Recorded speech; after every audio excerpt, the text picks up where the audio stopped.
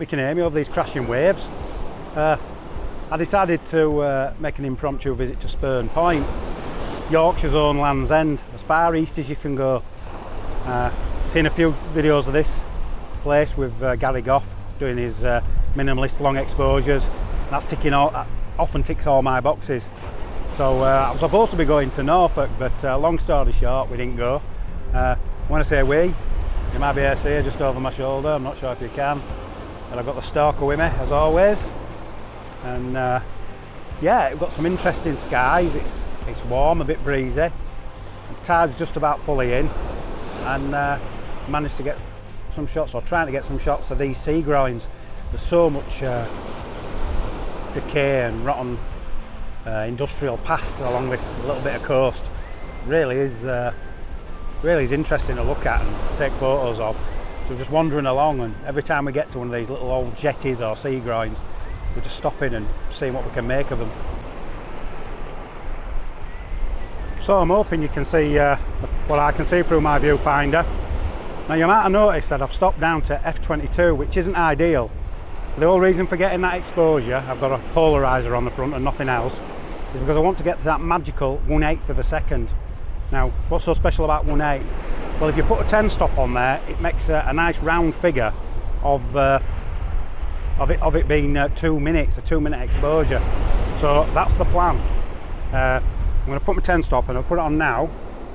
Hopefully you can see that now it's gone completely black. But if I move it up to bulb mode, so you can see in my hand I've got my intervalometer, which plugs into the side of the camera, and I've set it for 2 minutes. And all I basically do is I press go, 2-second timer there, that's automatically built into my camera. And that's going to nicely count down 2 minutes, taking a 2-minute shot, and at the end of it, hopefully I'll get those amazingly soft ice rink like waters, completely smooth. But I'm going to try another little trick as well, which I'll show you in a second once this exposure's finished.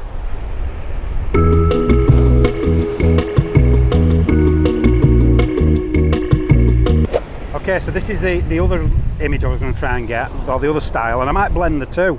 So I'm just focusing here now in the foreground on this beam on the left hand side, and I'm wanting a wave to come in just like that one with the foam. And you see as it retracts, if that's a fairly long exposure, you'll get these long streaks leading out, making like a natural leading line. So I've got a 4 stop on the front, and it's giving me at f/13 a 1 second exposure. And I'll experiment. I might do 1 second, I might do 2 seconds, but we'll give it a go. So it's just waiting for a wave that gives me lots of foam leading back out as it retracts here. So as it's doing now. Yeah, so hopefully you can see that's how that works. It just gives it sort of that bit of sort of dynamic motion in the water, and it looks really good. So yeah, I may leave it alone. I may leave that as the image as it stands, and I might blend that with the minimalistic background. Do a time blend basically using layers in Photoshop. If it's any good, I'll put it up now.